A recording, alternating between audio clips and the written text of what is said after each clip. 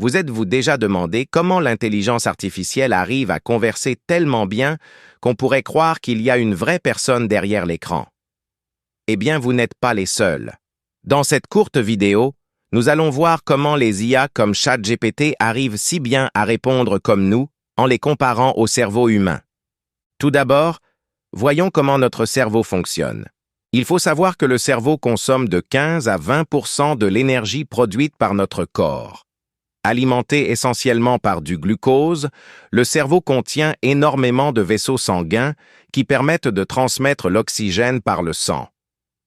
Notre cerveau est constitué de 4 lobes principaux, qui ensemble sont responsables de la majorité des fonctions cognitives de celui-ci.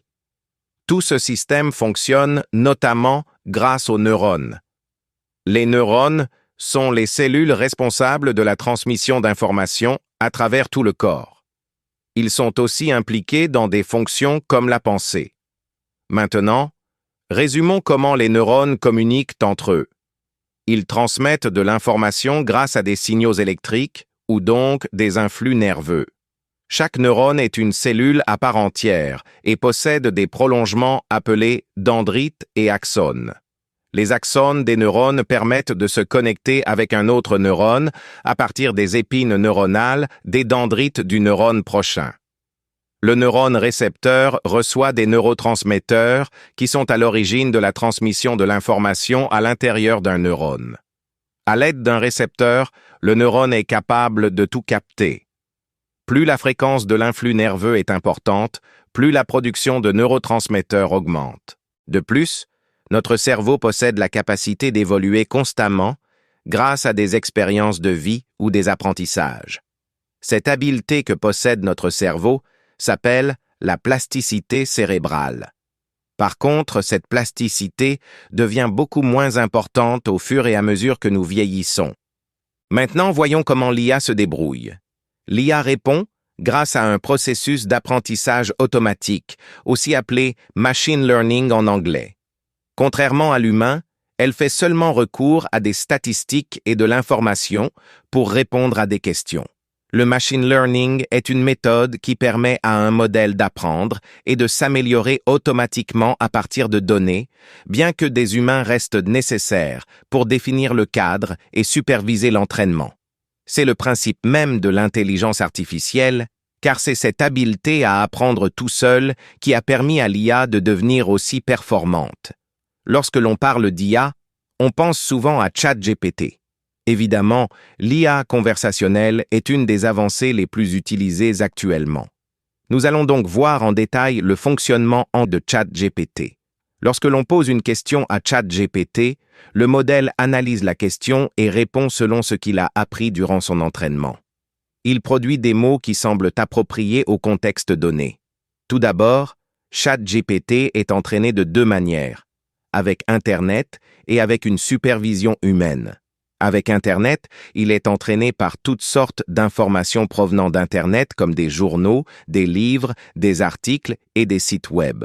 Contrairement à ce que l'on croirait, ChatGPT est entraîné à répondre grâce à des prédictions de la réponse la plus probable, ce qui lui permet entre autres de prédire les mots que les utilisateurs mettent dans le prompt. ChatGPT utilise un réseau de neurones appelé Transformer, qui est conçu pour capturer la relation entre les mots. Il est donc entraîné encore et encore jusqu'à ce que sa réponse soit adéquate. Avec une supervision humaine, ce sont des humains qui lui donnent des classements et des évaluations de la pertinence des réponses en donnant des récompenses. Grâce à ce système, ChatGPT est capable de donner des réponses de plus en plus complètes et cohérentes, sans oublier qu'il effectuera moins d'erreurs. Il y a une dernière manière d'entraînement. L'entraînement avec intelligence artificielle. C'est le même principe que celle avec un humain, mais c'est une intelligence artificielle qui évalue et classe la pertinence des réponses. Il peut maintenant converser avec des utilisateurs, dont il utilise les questions, les préférences et les corrections pour répondre plus efficacement aux prochains utilisateurs. Après avoir vu comment notre cerveau et l'IA fonctionnent, nous allons maintenant comparer les deux. L'intelligence artificielle a de nombreux avantages. Son temps de réponse est extrêmement court. Elle peut consulter un nombre très élevé d'informations en quelques secondes.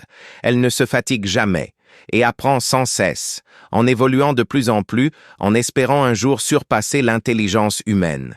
Cependant, elle possède aussi beaucoup de limites. Elle n'a aucun sens moral. Sa connaissance s'arrête aux informations données par l'humain. Elle ne peut pas interagir avec le monde pour apprendre et comprendre des nouveaux concepts. Certaines tâches ne pourront jamais être effectuées par elle. De plus, elle est incapable de trancher dans des dilemmes éthiques et moraux. Par exemple, il y a la situation de l'enfant et l'aîné dans le cas d'un accident, qui fait sujet de beaucoup de débats en ce moment. Malgré tous ces aspects, on ne connaît même pas la définition de l'intelligence. Qu'est-ce qui rend un humain intelligent? L'IA est-elle vraiment intelligente ou se contente-t-elle d'imiter la nôtre? Dans un futur où l'IA serait très développée, il serait peu probable qu'elle puisse complètement remplacer un humain. Même si l'intelligence artificielle parvient à imiter les pensées et les réponses humaines, elle ne peut pas se rapprocher de la grande complexité que possède notre cerveau. Les décisions humaines ne sont pas toutes logiques. Inconsciemment, on prend des décisions, ce qui explique qu'on veuille suivre notre intuition, chose que l'IA ne possédera jamais. Admettons que l'IA s'avance à un tel point qu'elle puisse ressentir des émotions. Même dans ce cas, elle ne sera pas capable de les utiliser pour prendre des décisions. Le concept même de vouloir attribuer des tâches à l'IA lui enlève la prise de décision. Un humain, même s'il n'aime pas ce qu'il fait, décide ou non d'obéir ou de se rebeller. Enfin, une intelligence artificielle devra toujours être appuyée par un humain pour la prise de décision, car elle ne peut pas remplacer la prise de décision finale humaine.